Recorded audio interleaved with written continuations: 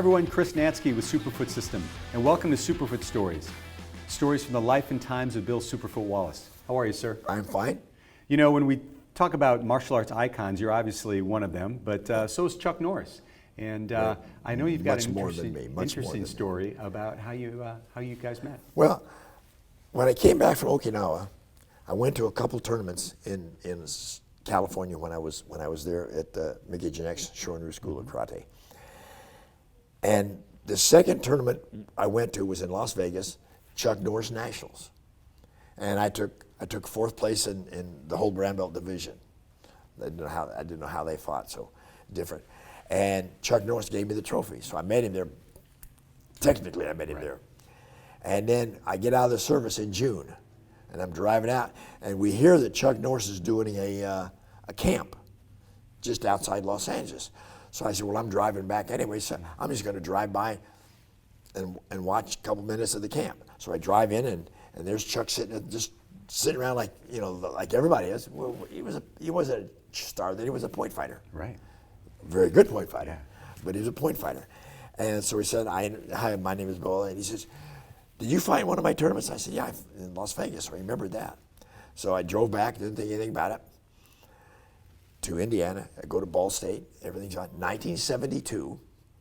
I'm with Glenn Keeney, my friends from Indiana. We drive down to a tournament in Dallas, Texas called the U.S. Championships. It's probably the second largest tournament at that time next to the Internationals in Los Angeles. I win my division, which is the heavyweight division, black belt.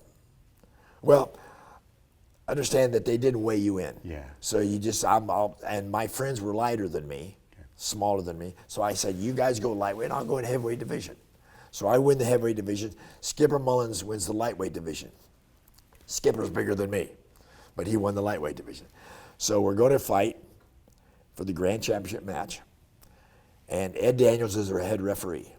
Chuck Norris is in one corner, Mike Stone is in one corner, Pat Burleson is one corner, and Jim Harrison is in the other corner. All of them are Skipper's friends, including Ed Daniels. So he said, Bill, look around at the referees. So I look around at the referees. I said, yes, sir.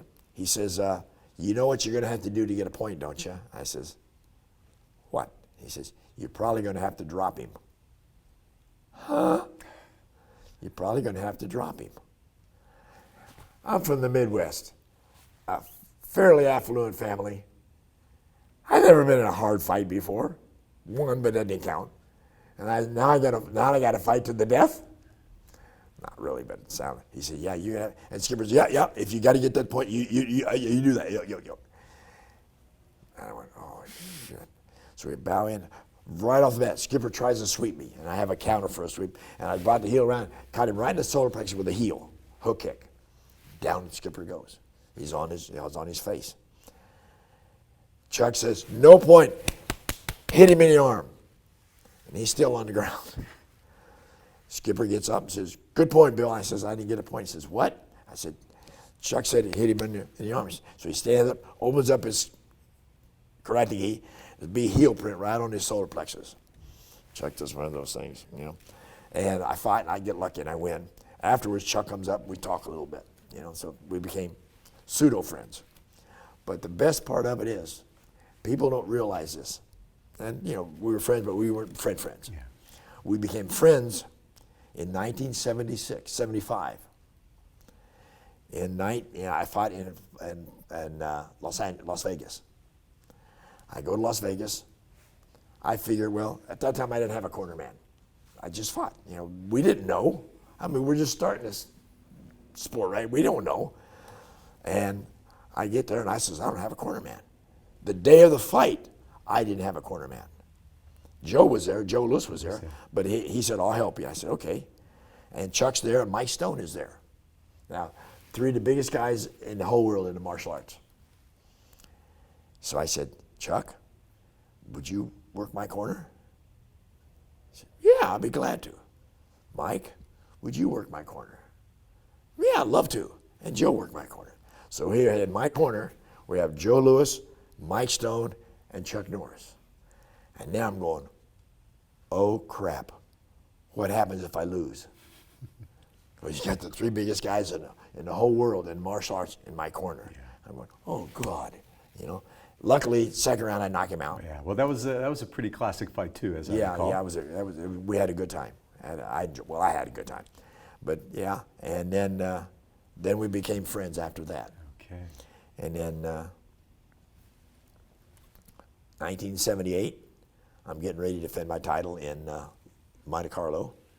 About 3 weeks before I go to Monte Carlo, Chuck Norris comes to Memphis, Tennessee. He's coming down from Cape Girardeau, Missouri, because he was at a school up there. And he said, Bill, can I talk to you? I said, sure, what do you need? You know, we're having friends. I take him out to eat and all this stuff. He says, I'm going to do a movie called A Force of One. I'd love for you to be the bad guy. Bad guy? Now, this is 1970. This is I don't know how to be a bad guy. I'll try to be a nice guy. This would be your first movie, correct? It'd be my first movie. Yeah. He says, well, I think you could be a really good bad guy. And I'd like for you to come out and meet the director. Okay. So this is, so we hang around talking. He says, but before this happens, could we spar? You want to spar? Now this is 1970. Chuck started doing film 70, 72, 73. Right. Wasn't competing anymore, but still doing the films. I said, you want to spar? He said, yeah. I said, right now I feel that I'm at the top of my game. He says, I know. That's why I want to spar you. Said, okay. So for about an hour and a half, part of my expression, everybody, we beat the shit out of each other. Had an absolute blast. Nobody will ever know what happened. We locked the door. Chuck's not going to say anything. I'm not going to say anything. Nobody else was there. So whatever somebody says that they saw, they didn't. It was just Chuck and I, and we had a blast. And then a week or so later on, he called me up, went out to Los Angeles, met the director. They said, fine, we need you. We did the movie. Then I went over to Monte Carlo, won, came back, drove out to Los Angeles, we did the film. Very good, and Jerry Sparks was born. Yeah. And that became the first of how many movies did you do? I did 16 films. Wow, very good. Died in every one of them. Yeah.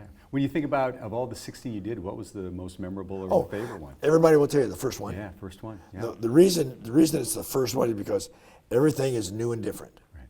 When we're now, I'm in the first scene, where Chuck's fighting, right? Mm-hmm. Well, I don't know that. Nobody tells me that.